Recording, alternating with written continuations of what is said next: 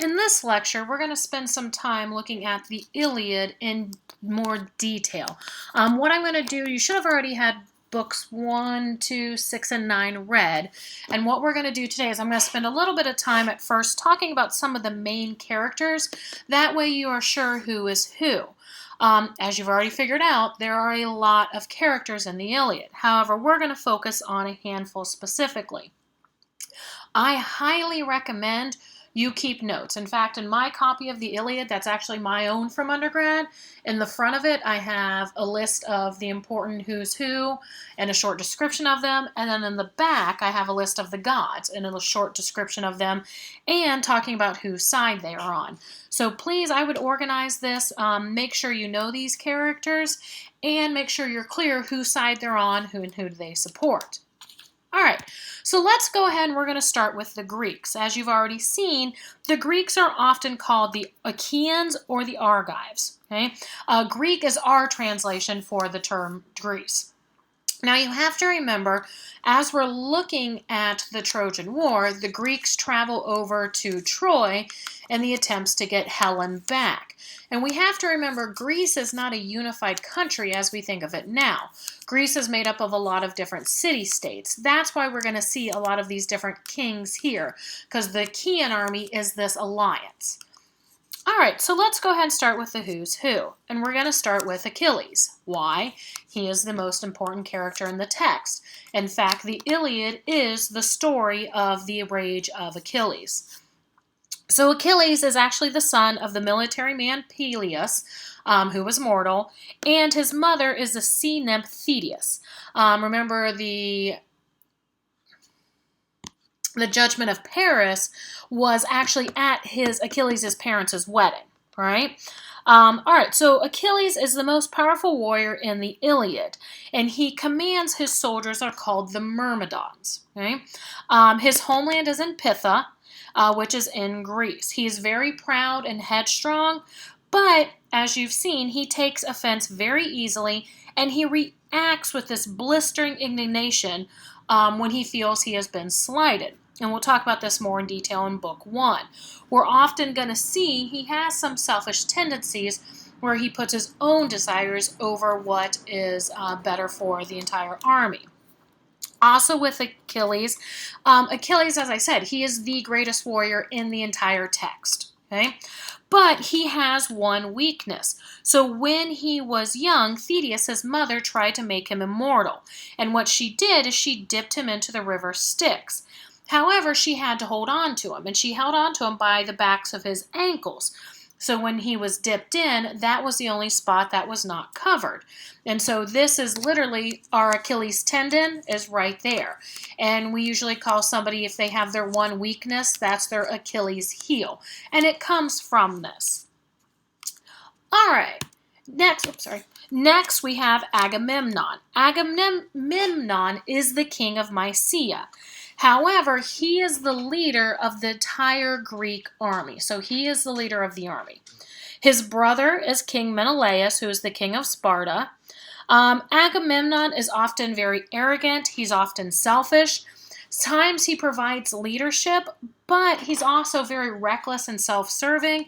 And we're going to see that he is kind of weak-willed at times. There'll be a couple times throughout the text where when things start going bad, Agamemnon just wants to give up.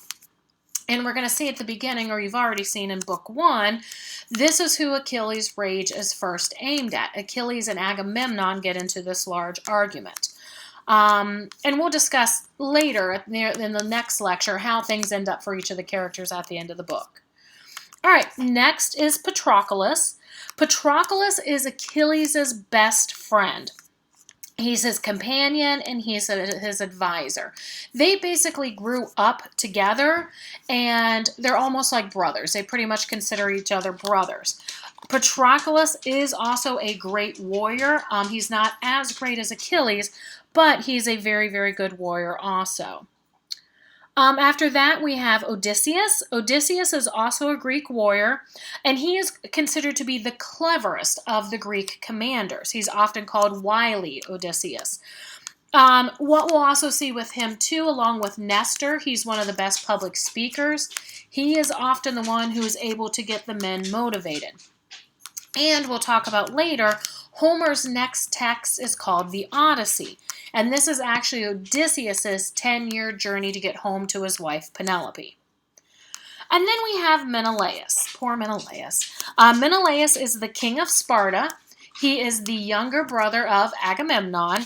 And Helen, who was abducted, Helen is his wife. Helen of Troy actually first started as Helen of Sparta. We're going to see Menelaus usually is quieter. He's less imposing and less arrogant than his older brother and Achilles, but we will often see there are times when he tries to step up in battle.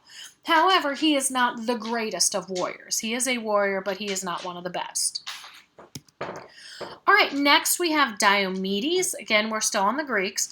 Diomedes is another of the Greek or the Achaean commanders. However, he is the youngest of them.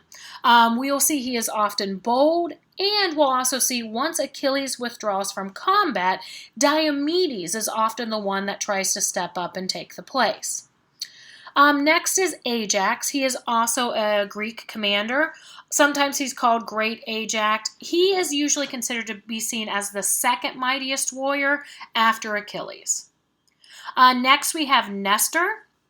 Nestor is the king of Pylos, and while Diomedes is the youngest of the Achaean commanders, Nestor is actually the oldest of the Achaean commanders. He is still a warrior, but age has taken a lot of toll on his physical strength, so often he is kind of looked more towards for advice because of his great wisdom, because of his years. And often we're going to see him trying to be the voice of reason to both Achilles and Agamemnon. Unfortunately, though, they often tend to ignore him. And then last of the Greeks that we're going to look at are the Myrmidons. The Myrmidons are the soldiers under Achilles' unit. They are from his homeland Epitha, and they are the mightiest of the warriors in the Greek army. And this is important because when Achilles leaves the battle, it's not just him. He takes his soldiers with him. All right, now let's move on to the Trojans. And I've already said this in the earlier lecture. The Trojans are from Troy, but Troy is also known as Ilium, and that's why this is called the Iliad or the Song of Ilium. All right, so we're going to first start with Hector. Hector is the son, or one of the sons, of King Priam and Queen Hecuba, who ruled Troy. And he is also Paris's older brother. Remember, the judgment of Paris is what started the whole war. Hector is the mightiest warrior in the Trojan army. He often mirrors Achilles in some of his flaws, but Hector's bloodlust is not as great as Achilles. And we will see Hector is very devoted to his wife, Andronomy, and they also have a young son, Astyanax. Hector actually very much resents his brother Paris for bringing war upon their family and the city. However, he does what he considers his duty. He does what needs to be done. Next is Priam. Priam is the king of Troy. He is the husband of Hecuba. Priam is actually the father of 50 different Trojan warriors, including Hector and Paris. They're not all Hecubas, though. Though he is now too old to fight, he has actually earned the respect of both the Trojans and the Greeks by virtue of being level-headed, wise, and a very good ruler. His people love him. He actually treats Helen kindly, though he laments the war that her beauty has sparked. Next is Hecuba. She is the queen of Troy, wife of Priam, and she is the mother of both Hector and Paris. And then we have Paris. We've already met Paris. He's the son of Priam and Hecuba, brother of Hector, and it's his abduction of the beautiful Helen, Menelaus' wife, that sparks the Trojan War. Paris is often self-centered, often considered unmanly. He'll fight effectively, but he's not very good with a sword. He is much better with a bow and arrow. However, he often lacks the spirit for battle and prefers to basically sit in his room making love with Helen while others fight for him. Through this, he earns both Hector's and Helen's scorn. Next, we have Helen. Helen, reputed to be the most beautiful woman in the ancient world. Again, remember, she was stolen. She was originally Helen of Sparta, married to Menelaus, and she was stolen by Paris as his prize for picking Aphrodite in the Judgment of Paris. So she becomes known as Helen of Troy, or the face that launched 1,000 ships. She is actually, her sister is Clytemnestra, who is Agamemnon's wife, and she now loathes herself for the misery that she has caused so many of the Trojans and the Achaeans. She feels very upset about this. However, she pretty much stays with Paris. We never see any attempts where she tries to flee from him. Next is Aeneas. Aeneas is a Trojan nobleman and warrior.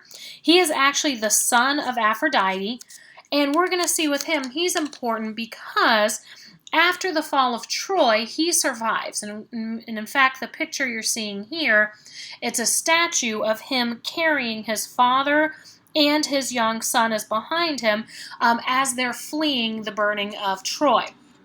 And this is, we hear this story in the Roman author Virgil's The Aeneid, which tells the tale of him fleeing with his father, his son, and in fact, if you look, the father is holding this idol. These are the household gods.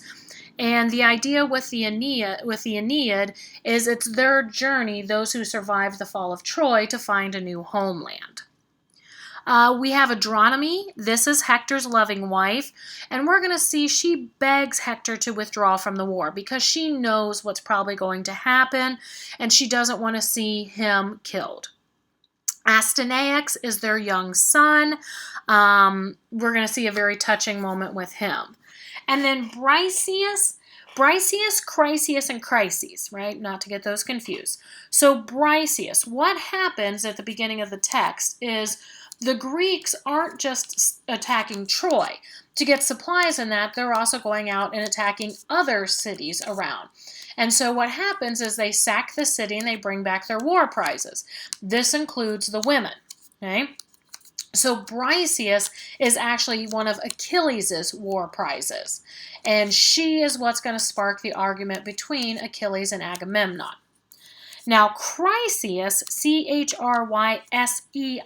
Chryseis, she is the daughter of Chryses, Chryses. She is Agamemnon's war prize. However, her father, Chryseis, he is actually a priest of Apollo's, and he is trying to get his daughter back. He offers to pay a ransom to get her back. However, Agamemnon refuses, and this is what's going to be very key at the beginning of the Trojan War. So those are the main Greeks and the Trojans. There are many, many other ones, but for now, mainly focus on these characters, and you should be able to understand the text. Next, we're going to look at the gods. It's very important to understand the who's who of the gods and whose side they're on, because we're going to see the gods like to interfere a lot in the war. All right, so first we have Zeus. Zeus is the king of the gods. He is husband of Hera. Now, he claims he is actually neutral in the war. He says he has no part. But often we will see, while he tries to keep the other gods from participating in the war, he often throws his weight behind the Trojan side. He often helps them out. And Achilles, we'll see in book 1, actually sends his mother to ask Zeus to help back the Trojans, which will be key here in a minute. All right, next is Hera. She is the queen of the gods, Zeus's wife, and she is, of course, for the Greeks. Why? Because Paris didn't pick her, right? Paris is a Trojan. And for her, it's not enough that she wants the Trojans to lose the war. She wants Troy burnt to the ground. She wants it completely destroyed. We'll see that she's often very conniving, and she tries to go behind Zeus's back and tries to help the Trojans out. She is often seen, her symbols, will often see her with her coronet, her crown on, and she's often seen with a peacock. Next is Athena. Athena is also for the Greeks. Why? Paris didn't pick her either. Now, Athena is the goddess of wisdom, purposeful battle, and the womanly arts, mainly weaving. She is Zeus's daughter. She sprung forth from his head. And like Hera, she passionately hates the Trojans, and we're often going to see her giving aids to the Achaeans. All right, next is Thetis. As we said, she's a sea nymph, and she's the devoted mother of Achilles. Because of this, of course, she is also for the Greeks. And we're going to see in book 1, she actually gets Zeus to help the Trojans punish the Greeks from Achilles' request. We'll see when Achilles does finally rejoin the battle, she has a hand in this because she commissions Hephaestus to make new armor for Achilles. And we'll also see she knows what Achilles' fate is going to be if he continues in the battle. All right, next we have Apollo. Apollo is actually for the Trojans. Apollo is the son of Zeus. He is the twin brother of the goddess Artemis. Apollo is the god of sun and arts, particularly music, and he does strongly support the Trojans, and we're going to see he often intervenes in the battle on their behalf. All right, next is Aphrodite, the goddess of love, love and beauty, and she's the daughter of Zeus. She, of course, is for the Trojans. Why? Paris picked her, so she is supporting them. Now, interesting, she is married to Hephaestus, but she maintains a romantic relationship with Ares, and they are very open about this. She supports Paris and the Trojans throughout the war. However, there are times where she tries to go into battle, and she's not very effective in battle. All right, next is Poseidon. Poseidon is the god of the sea. He's the brother of Zeus and Hades, and he is for the Greeks.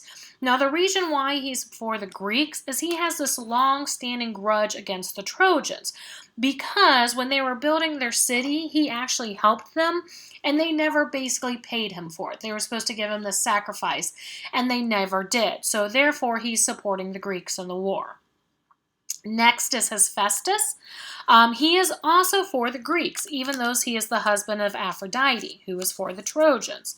He is the god's metalsmith, and he is known as the lame or the crippled god. Although the text really doesn't make this clear, but his sympathies in the mortal struggle, he's usually for the Greeks or the Achaeans. We see this when he agrees to make new armor for Achilles.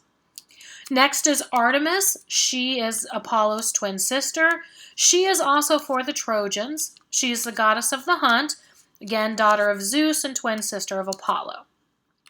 Ares, he is also for the Trojans. Why? He is Aphrodite's lover, so he is supporting her in the war, and he is the god of war himself. And then finally, Hermes. Hermes is the messenger god. He is for the Greeks. However, we don't really see him get involved too much in the war. Mainly his parts of the war are he is carrying the messages of Zeus. Okay, so now that we've got the who's who of the main characters in the Iliad, let's jump right into the text itself. So what we'll do now is we're going to spend some time looking at the books I had you read in detail, and then I'll also give you a brief summary of the books I did not have you read. That way you kind of see what's going on in the meantime. So the opening lines of the book, okay, this gives the overview of what's going on. In fact, lines 1 through 10. Anger be now your song, immortal one.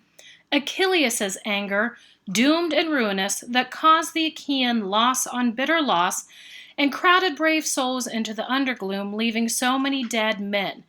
Carrion for dogs and birds. And the will of Zeus was done. Begin it when the two men first contending broke with one another. So it's setting us up here, right? It's telling us that this starts with the anger of Achilles, or the rage of Achilles. And it's saying this is how it started, when the two men first started fighting. And as we read on, we're going to see this is Agamemnon and Achilles. So what is happening right now? Again, we're in 9th year of the battle. And the Greek army, the Achaeans, Apollo is angry at them. And he is basically raining down fire and plague and just killing the Greeks after the Greeks. And they're trying to figure out why Apollo is mad. Well, Agamemnon knows, however, he doesn't share. However, what happens, remember, Chryses tried to go to Agamemnon, offered him a ransom to get his daughter back, but Agamemnon refused. So then Chryses, who is a priest of Apollo, prayed to Apollo to get him to help him to get his daughter back, and he agrees. So what happens is Calchas, who is a seer, comes forward, And he says, well, I know why Apollo is angry, but he fears for his own safety. What happens? Achilles steps forward and basically says, don't be afraid. No matter what, I will protect you. So Calchas tells them it was Agamemnon's actions towards Apollo's priests, that got Apollo angry with him. And this, we see quickly some of Agamemnon's character, right? He gets very, very angry at Calchas. In fact, he says, you visionary of hell, never had I had fair play in your forecasts. Calamity is all you care about or see, no happy portents, and you bring to pass nothing agreeable. Here you stand again before the army, giving it out as oracle the archer, which is Apollo, made them suffer because of me. Because I would not take the gifts and let the girl Chryseis go. I'd have her mine at home. Yes, if you like, I rate her higher than Clytemnestra, my own wife. She loses nothing by comparison in beauty or womanhood and mind or skill. So he's saying, to Calchas, he's saying, you've never had anything nice to say about me. Then he goes on to say, fine, I'll give her up if that's what's best, but you then must prepare a prize to honor me, because I, as the leader of the army, should definitely not be without my say. Well, what happens is Achilles' reaction to this, right? He says, well, what are they supposed to give him?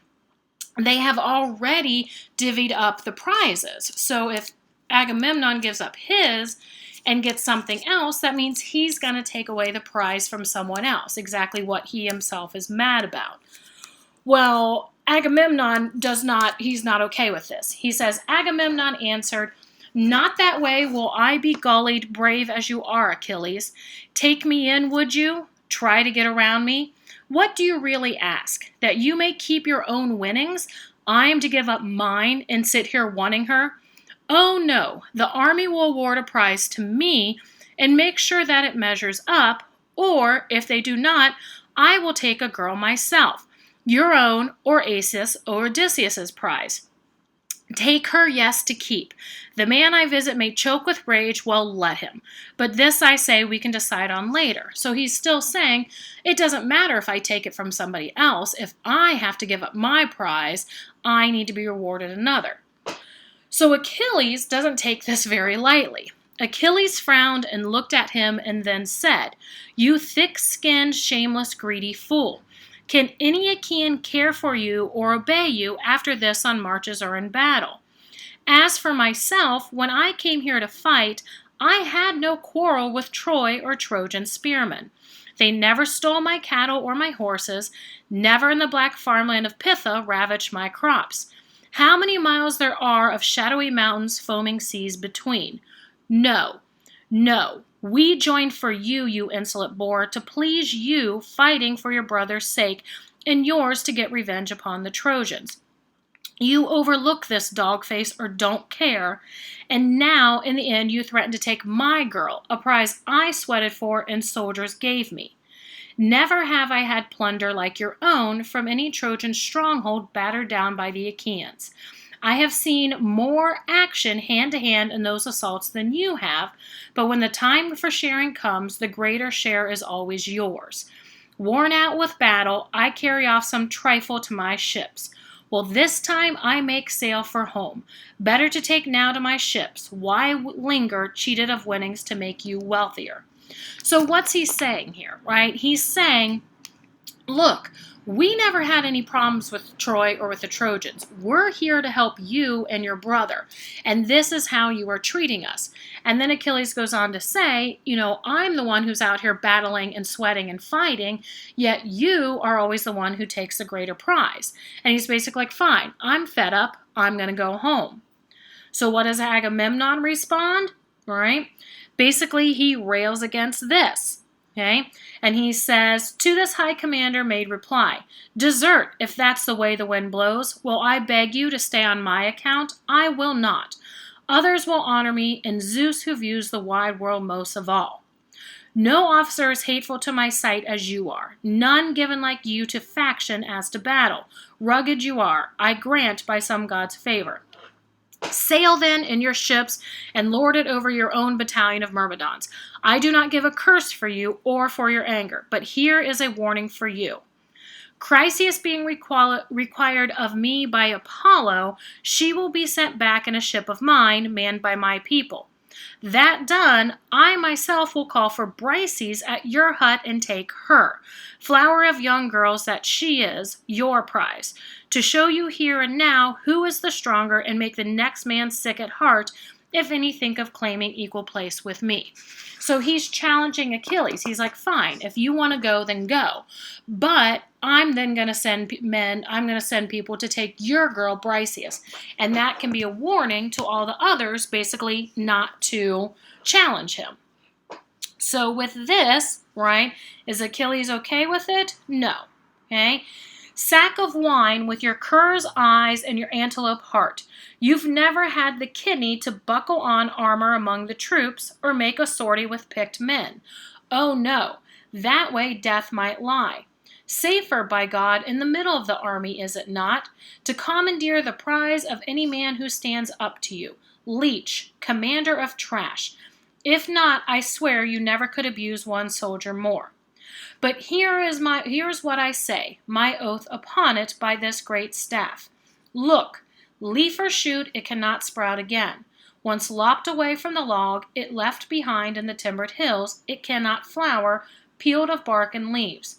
Instead, Achaean officers in council take it in hand by turns, when they observe, by the will of Zeus, due order and debate. Let this be what I swear then. I swear a day will come when every Achaean soldier will groan to have Achilles back. That day you shall no more prevail on me than this dry wood shall flourish, driven though you are, and though 1,000 men perish before the killer Hector. You will eat your heart out, raging with remorse for this dishonor done by you by the bravest of Achaeans. So basically he's saying, once you do this, it cannot be undone. And Achilles is saying, there's going to come a time in the battle where you want me back. Basically, Agamemnon tells him what? Fine, leave, right? I don't care. Achilles contemplates killing Agamemnon in this moment, but Athena, sent by Hera, actually comes down and intervenes and tells him, look, let it go. And in time, you'll have 3 times as great a reward as Agamemnon does. So Achilles honors the god, but he does verbally attack Agamemnon again, calls him a coward, and says, you're always the one when we're in battle. You hide in the middle where it's safer, while the rest of us are on the front lines. Nestor then comes in and tries to stop the argument. Basically, he admonishes both of them, and he says, wouldn't the Trojans love to see how they're fighting amongst themselves? And he tells them to take his advice. He says, Agamemnon, don't take Achilles' girl. Achilles, do not defy your leader. Do they listen to him? No. So Achilles leaves. He goes back to his ships with Patroclus. However, Achilles threatened to sail away. He does not. He and his men are back by the ships. Agamemnon does return Chryseis. However, he makes Odysseus do it, makes her take him, or him take her. And then they do make a sacrifice to Apollo to appease him. So this stops the plague of Apollo. Then he goes to get Briseis. But does Agamemnon himself go do it? No. He sends other men to do it. Well, think about this. If you were a soldier and you were just ordered to go to Achilles, remember the fiercest warrior there is, and take something he doesn't want to give up, how do you think things are going to end for you? So the 2 men who are sent, the soldiers who are sent, are very worried. However, Achilles tells them not to be afraid, that he does not have any anger towards them because he knows they are only doing what they've been commanded. Then this is interesting. Achilles then weeps with anger, and he prays to his mother to come see him. And she visits him, and he tells her what's happened. And then he does something very interesting. He asks her to go to Apollo, or to Zeus. Okay? He asks her to go to Zeus, and he asks her to have Zeus rain down on the Achaeans. Okay? Remind him of these things. Cling to his knees and tell him your good pleasure, if he will take the Trojan side and roll the Achaeans back to the water's edge, back on the ships with slaughter. All the troops may savor what their king has won for them, and he may know his madness, what he lost when he dishonored me, peerless among the Achaeans. So he's asking his mother to go to Zeus to rain down this on his own people, so his own people see what happens when Agamemnon betrayed Achilles. And so she says she will do this. So she does. The battle's still raging on. So Thetis goes up to Mount Olympus where Zeus is, and she asks him to make Agamemnon pay for what he has done for Achilles. At first, Zeus's response is he doesn't want to do it, right? He's annoyed that she's even asking of this. And he says, look, it'll drive me an open war with Hera, because he's been telling the gods not to get involved. But he says he'll think on it, and he will help her. Why? Because she reminds him of a time where basically she saved his life. Who sees this entire encounter? Hera does. She's not happy about it, and she confronts Zeus. Basically, Zeus tells her she doesn't need to know everything, and then kind of threatens her with bodily harm, so they get in this argument. Eventually, Hephaestus, who is their son, comes up and says, wow, look what a sad day it is when two of the greatest gods are fighting over these mere mortals. He tells Hera to make up with Zeus and to calm his anger. And so the book ends as they do. They do end up making up, pieces made between them, and they all go to their homes and they go to their bed. And book 1 ends with Zeus laying next to Hera. All right, I went into a lot of detail in book 1 just because I want to help you understand some of the language. Further books I probably will not get as detailed. However, I did have you also read book 2. So book 2, Zeus is trying to figure out how to keep his word to Thetis. And he wants the Greeks to suffer these great losses, but he's also got to keep Apollo safe. So what he does is he sends this dream down to Agamemnon. And basically it's saying the gods have all agreed the Greeks will win, and they urge them to attack Troy. However, Agamemnon wakes up from this dream, and he's like, all right, now's the time. And he gathers all his generals together, and he tells them of the dream and says, now's the time to attack, right? The gods have told us this. But then he does something kind of odd. He says that he wants to test the soldiers. So he gathers all the soldiers up, and he basically says, pack up, we're going home. Right? And so a lot of them are pretty excited about this. Why? They've been here for almost 10 years, right? They're tired. A lot of them want to go home. However, Hera and Athena find out about this, and they don't want the Greeks to leave. Why? They want the Greeks to destroy Troy. So Athena kind of hints to Odysseus, and Odysseus suspects this as a test. Okay? So he urges the men to stay. Right? He says he means to test us and something punitive comes next. Not everyone could hear what he proposed just now in council. Right? He's telling them, look, this is a trick. Don't believe it. We're not going home. Only one soldier disagrees with Odysseus. He wants to go home. And this is Thersites. And Thersites actually rails against Agamemnon. Okay? So he says, so all subsided except one man who still rallied on alone, Thersites, a babbling soldier who had an impudent way with officers, thinking himself amusing to the troops, the most obnoxious rogue who went to Troy. He's that guy. Bow-legged with one limping leg and shoulders rounded above his chest, he had a skull quite conical and mangy, fuzz like mold. Odysseus to Achilles this man was, and Odysseus having yapped at both, but this time he berated Agamemnon, at whom in fact the troops were furious, lifting his voice and jeering. Agamemnon, what have you got to groan about? What more can you gape after? Bronze fills all your huts, bronze and the hottest girls. We hand them over to you, you first when any stronghold falls. Is it gold you lack? A Trojan father will bring you gold and ransom for his boy, though I, or some foot soldier like myself, roped the prisoner in. Or a new woman to lie with, couple with, keep stowed away, for private use. Is that your heart's desire? You send us back to bloody war for that? Comrades, are you women of Achaea? I say we pull away for home and leave him here on the beach to lay his captive girls. Let him find out if we troops are dispensable when he loses us. Contempt is all he shows for a man twice his quality by keeping Achilles' woman that he snatched away. But there's no bile, no bad blood in Achilles. He lets it go. Right? So he's railing at Agamemnon, saying, again, much like what Achilles said, you always take the best and do the least amount of work.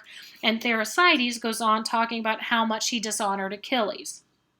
Well, what happens is Odysseus actually steps up and shames him. He says, Odysseus halted, glaring and grimly said, you spellbinder, you sack of wine, be still. Will you stand up to officers alone? Of all who came here to beleaguer Troy, I say there is no soldier worse than you. Better not raise your voice to your commanders or rail at them after you lie awake with nothing on your mind but shipping home. We have no notion, none, how this campaign may yet turn out. Who knows if we sail homeward in victory or defeat, yet you bleed on defaming Lord Marshal Agamemnon, because our veterans awarded him plentiful gifts of war. You sicken me. And Odysseus continues, here is my promise, and it will be kept. If once again I hear your whining voice, I hope Odysseus' head may be knocked loose from his own shoulders. Hope I may no longer be called the father of Telemachus. If I do not take hold of you and strip you, yes, even of the shirt that hides your scut. From this assembly ground I'll drive you howling and whip you like a dog into the ships. At this, he struck him sharply with his staff on the ribs and shoulders. The poor devil quailed, and welling a tear from his eyes, a scarlet welt raised by the golden-studded staff sprang out upon his back. Then, cowering down in fear and pain, he blinked like an imbecile and wiped his tears upon his arm. So we've got with this, right? Odysseus shames him, and then Odysseus reminds everybody of the prophecy. There's this prophecy that they would wage war for 9 years and then win in the 10th. And remember, we're near the end of the 9th year. He then claims that those who are brave and honorable will not leave, but will stay and see the fight to the battle to the end.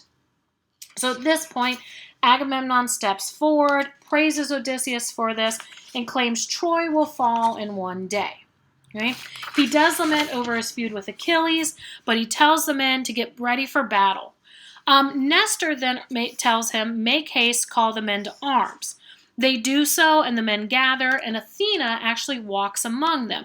And she's giving them strength, right? She's giving them courage. They actually don't see her, but she's bolstering their courage. And it says, for at her passage, war itself became lovelier than return, lovelier than sailing in the decked ships to their own native land. All right, then Homer does something interesting. He claims as the troops are gathering, so right, imagine we're getting ready for this big battle scene. The Greek troops are gearing for battle. So through the next 9 pages, he says he's going to name some of the people, but he's only going to name the captains. And you've got 9 pages of just name after name after name. And it's not just like, oh, John Smith. It's like John Smith from such and such, son of such and such. Why do you think Homer spends so much time listing all of these names, right, and telling us about them? Why? Because it makes it more personal. Like, think of it this way. If you heard, 200 people dead, compared to seeing their faces, knowing the names of each individual, it becomes much more personal. And he also wants you to realize how large this war is. Then what happens in book 2? The Greeks are now marching, right? And here's a little bit more of that beautiful language, right? He doesn't just say they're marching. It's they devoured the plain as though it were a prairie fire. Then the goddess Iris goes and warns the men of Troy that the Greeks are coming. Hector calls the men to battle, and they form on Briar Hill. Okay? Hector is leading the Trojans. Then Homer does the same thing that he just did with the Achaeans. He goes through the Trojan army and is listing the commanders. Again, why is he doing this? He's doing this to help you see and understand how massive this war is. So then book 2 ends with the 2 sides preparing for battle. All right, book 3, the armies meet, and interesting enough, Paris steps forward. Remember the Trojan Paris, and he challenges the Achaeans. And he says, look, any Greek who wants to step up and fight me one-on-one, whoever wins, so goes the war. Well, guess who steps up? Menelaus does. Remember, Paris took Helen. Helen is Menelaus's wife. So Menelaus steps forward. Paris then gets scared and actually retreats. Hector goes to him, his older brother, chastises him for being a coward, and Paris, ashamed, finally agrees to fight Menelaus. They begin to fight, but the gods intervene. Menelaus begins to win, and Aphrodite intervenes when he gets the upper hand. Basically, what she does is all of a sudden she whisks Paris away, right? And she takes him to his room where Helen is. So they're fighting, and then just all of a sudden Paris is gone. Poof, he's not there. Well, because of this, right, there's going to be this disagreement over who won. So Paris is back in his room with Helen, and Helen knows what happens. Basically, she calls him a coward, but she lies down with him anyway. All right, so book 4, the gods are disagreeing over who won, right? The Greeks are saying, well, Menelaus won because Paris isn't here. And the Trojans are saying, no, Menelaus didn't win, Paris isn't dead. So in book 4, the gods are disagreeing, and Zeus actually says, no, Menelaus won, the Greeks won. So it's supposed to be that, all right, the war is over, the Greeks have won. Well, who intervenes? Hera does. Why? This seems odd. Remember, she wants the Greeks to win. But winning is not enough. She wants Troy destroyed. So she actually sways Zeus into letting the war continue. So fighting resumes. Both Athena for the Greeks and Apollo for the Trojans get involved. Book 5. Athena endows the Greek warrior Diomedes with superhuman strength, and it makes it so he can see the gods on the battlefield. However, because the gods are often on the field, but they're in disguise, but she tells him he can see who is a god, but he's only allowed to attack Aphrodite. Remember, Athena not happy with Aphrodite. Diomedes actually wounds Aeneas, and what happens is Apollo whisks him away to safety, Diomedes wounds Aeneas, and Aphrodite comes to help him first. Remember, Aphrodite's his mother. Diomedes then sees Aphrodite and wounds her. Apollo then intervenes to help Aeneas, and he actually whisks Aeneas away to safety, but to try to rally the Trojan troops, he leaves a copy of his apparently dead body on the ground. Basically, it's this desire he wants the Trojans, who love Aeneas, to see this and want to avenge him. It works. The Trojans actually get the upper hand. Hera and Athena then appeal to Zeus to allow them to intervene. Then we start with book 6, which I had you read. So at this point, the gods have left the battlefield. So it's only the mortals. And then Homer goes into this long, detailed report of who kills who. And why do you think this does? He does this. Again, it's this idea of giving more information to make it seem much more personable, much more gruesome, and much more horrific. There's an interesting moment in book 6 where Menelaus actually takes a Trojan captive, and the Trojan begs him, ransom me for money. My family will pay. Well, Agamemnon comes upon them, and he says this, "What now, soft heart? Were you so kindly served at home by Trojans? Why give a curse for them? O Menelaus, once in our hands, not one should squirm away from death's hard fall. No fugitive, not even the man-child carried in a woman's belly. Let them all perish without distinction. Every last man of Iliad without a tear, without a trace." Without a tear, without a trace. So Agamemnon's saying, look, they didn't treat you this kindly, right? They took your wife. How dare you want to let them survive? None should survive. We should kill them all, including the unborn child in a woman's belly. So he listens to them, and they do actually kill the captive. The Greeks are able to push the Trojans back, but Hector rallies the Trojans, and they are still fighting. Hector then goes into the gates of Troy, and he asks the women and the elders to make a sacrifice to the gods. Okay? First, he meets his mother, Hecuba, and asks her to gather the older women, have them go pray to Athena, and make a sacrifice to her. So it's interesting they're asking for Athena to help them. But remember, Athena is for the Greeks. And so there's this line, right, on 151, where it says, "Those were Athena's prayers, her vain prayers. Pallas Athena turned her head away. So she hears, right? She hears the prayers, but she ignores them. So first, Hector then goes to see Paris. Remember, Paris is with Helen because he was whisked away. And we see here how Hector feels about his brother. He says, "As for me, I go for Paris to arouse him if he listens. If only earth would swallow him here and now. What an affliction the Olympian brought up for us and him. A curse for Priam and Priam's children. Could I see that man dwindle into death's night, I'd feel my soul relieved of its distress." So we see here how Hector feels about his brother, right? He wishes he had never been born. Why? It's Paris who has brought this all down on their father and on their city. And if he says if there had never been Paris, we would never have to be dealing with this, right?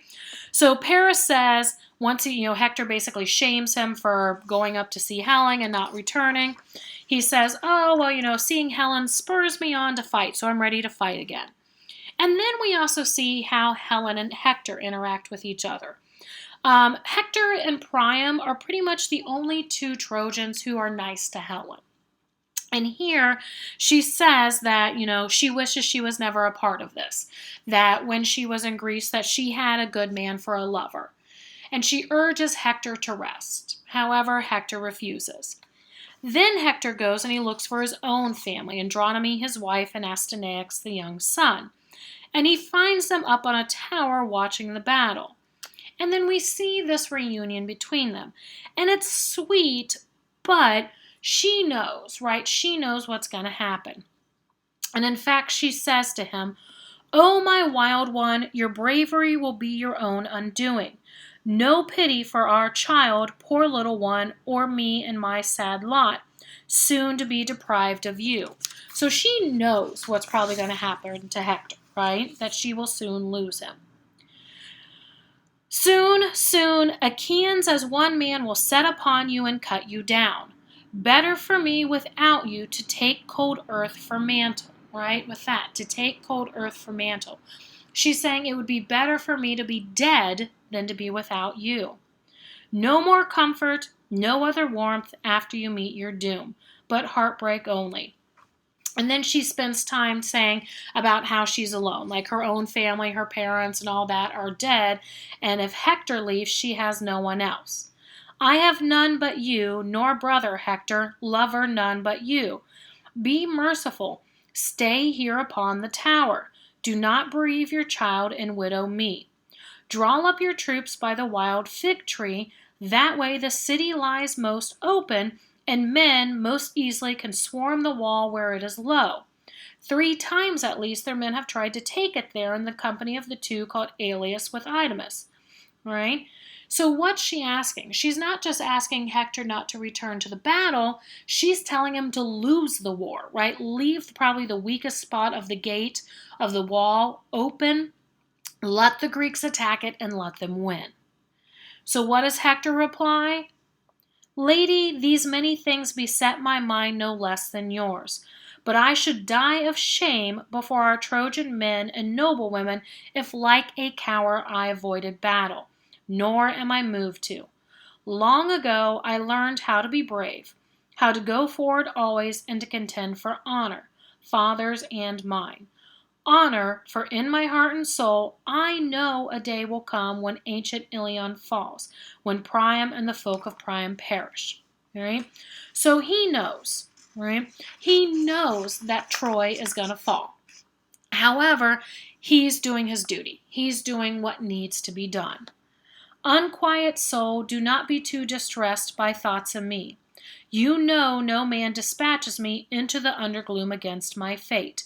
No mortal either can escape his fate, coward or brave man once he comes to be. Go home, attend to your own handiwork at loom and spindle, and command the maids to busy themselves too. As for the war, that is for men, all who are born at Ilion to put their minds on, most of all for me." Okay, so he knows. He knows what's going to end up happening. He knows Troy's going to fall. However, he's saying he must do what he must do, right? Honor drives him to continue to fight for his country. Okay? Then we see this moment where he tries to take his son, but Astyanax is afraid of him. Why? Hector still has on his large helmet, and so it kind of causes both mother and father to laugh. There's a sweet moment. And when he takes it off, right, then we see this sweet moment with his son. And again, he tells her, don't weep for me. I know my fate, right? He knows what his fate is going to be, and he accepts it. He's still going to go do his duty. Right? So he leaves, he goes to rejoin the battle, and surprisingly enough, Paris meets him, and they go off to do battle. So in book 7, Hector and Paris return to battle. Hector tells the Greeks he'll fight anyone who is brave enough. Well, who steps forward? Menelaus again. But his brother Agamemnon talks him out of it, knowing Hector's going to kill him. Right? So Ajax agrees to battle Hector. They fight, but then Zeus actually calls a halt to the battle because night's fallen. All right. King Priam asks Paris to return Helen again, and again he refuses. He says, look, I'll give back everything else I got, but I won't give back Helen. So they take this to the Achaeans, but they reject the offer. Then both sides take a day to bury their dead. Book 8, the battle continues. The tides go back and forth until Zeus takes the Trojan side. Hera and Athena want to intervene, but Zeus warns them off. Okay, so next, the Greeks are forced to retreat all the way to their ships, and it seems the Greeks are about to lose. Zeus then tells Athena and Hera that the next morning will be the last chance for the Greeks, and he claims it is only Achilles who can prevent their loss. In fact, he says, then Zeus, who gathers clouds, replied to her, at dawn tomorrow you will see still more, my wide-eyed lady. That's him talking to Hera. If you care to see the Lord Zeus in high range scything that army of Argive spearmen down. For Hector shall not give his prowess respite from the war until the marvelous runner, son of Peleus, that's Achilles, rouses beside his ship when near at hand, around the sterns in a desperate narrow place, they fight over Patroclus dead. That way the will of heaven lies. So here we see some great foreshadowing, right? Zeus is saying Hector is going to win. The only thing that will stop him is for Achilles to return to the battle. And the only thing that's going to make Achilles return to the battle is the death of Patroclus. Okay? So then he tells us that Achilles, right, must re-enter the war. Hector and the Trojans are feeling very confident. They're doing very well. In fact, they're so confident they actually sleep outside the gates of Troy that night. Okay? It's kind of a big kind of middle finger to the Greek troops, like, we are not afraid of you. We are going to even stay outside. All right, and then I had you read book 9. This will be the last book for this week. So book 9 begins, and the Greeks are afraid. Okay? They see that they are losing. And then we see, again, Agamemnon fears the end is near. He weeps, and he tells the soldiers the war is a failure and they should just go home. Well, who steps up this time? Diomedes does. Diomedes steps up and says, I will stay and fight even if he's on his own. Okay? So he says, my lord, I must contend with you for letting go, for losing balance.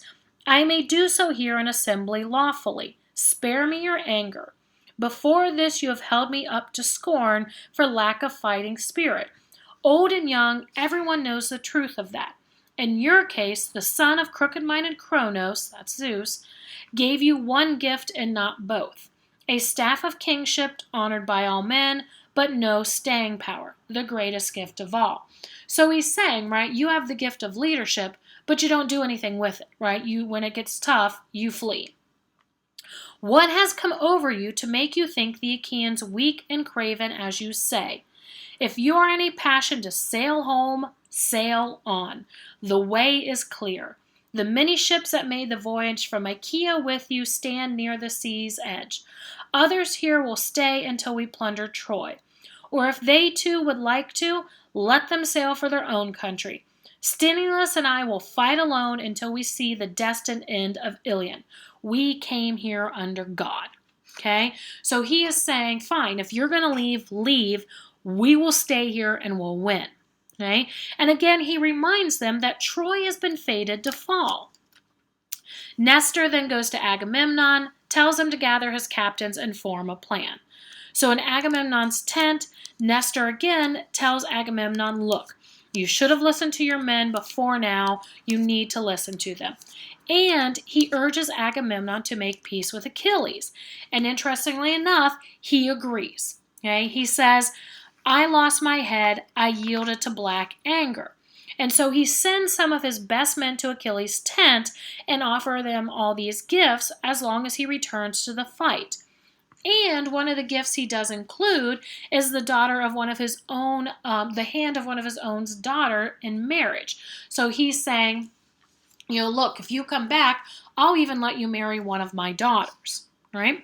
So some of the men go to Achilles' tent, Odysseus and Asius, to tell him this. Achilles, with Patroclus by his side, greets them.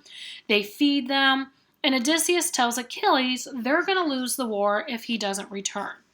And he reminds him of what his own father told him before he left.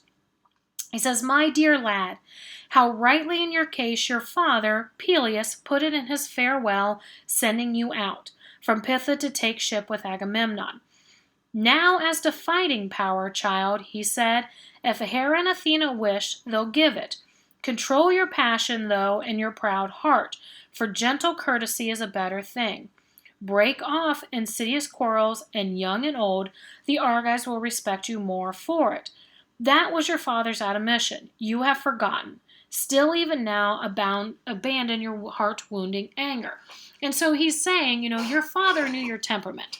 And he said to make sure to put this anger away. That simple courtesy, right, respecting the rule, is going to have you be seen with more respect. What does Achilles say to this? He rejects the offer. He says, give in to Agamemnon, I think not, neither to him nor the rest. He says he loves Briseis, and then we see he knows his own fate. Okay? He says he knows if he returns home, right, he will have a long life. So the lines are, my mother, Thetis of the silvery feet, tells me of two possible destinies carrying me towards death. Two ways. If on the one hand I remain to fight around Troy town, I lose all hope of home, but gain unfading glory. On the other, if I sail back to my own land, my glory fails, but a long life lays ahead of me. So he knows what's going to happen. He knows if he continues to fight, yes, he'll be respected and have fame, but he's going to die young. If he refuses to fight and go home, he won't have any fame and glory, but he'll be able to live a long life. And he's saying right now, no, I'm not going to go back to battle. So he sends them away. Another soldier named Phoenix tries to sway Achilles, telling him how he's loved him his whole life like a son. He says, quell your anger, Achilles. You must not be pitiless. The gods themselves relent. Basically saying, put away your pride, accept the gifts, and go back to war. However, Achilles still refuses and basically tells Phoenix, look, your loyalty should be with me, not with them. So Odysseus and Asius return to camp, and they tell them that, again, Achilles has rejected the offer. Again, it's Diomedes who steps forward and basically says, fine, let us be done with them. All right, let us be done. But he does foretell again. He says Achilles will return to battle, but only when his own blood is up. Meaning something will get him to return, but it's not for the greater good of the Greeks. It's gonna be for Achilles' own reasons. He then tells Agamemnon to rally the men at dawn and lead them, and they're ready to go into battle. Okay, so it ends, book 9 ends with them going to rest. All right, so we'll end there with this lecture. What we'll pick up in the next lecture is you're going to read books, 16, 18, 22, and 24. So I'll start with kind of filling you in on what's going on up to book 16. I will tell you 16 is a very, very important book. So please take your time. Make sure you are reading this.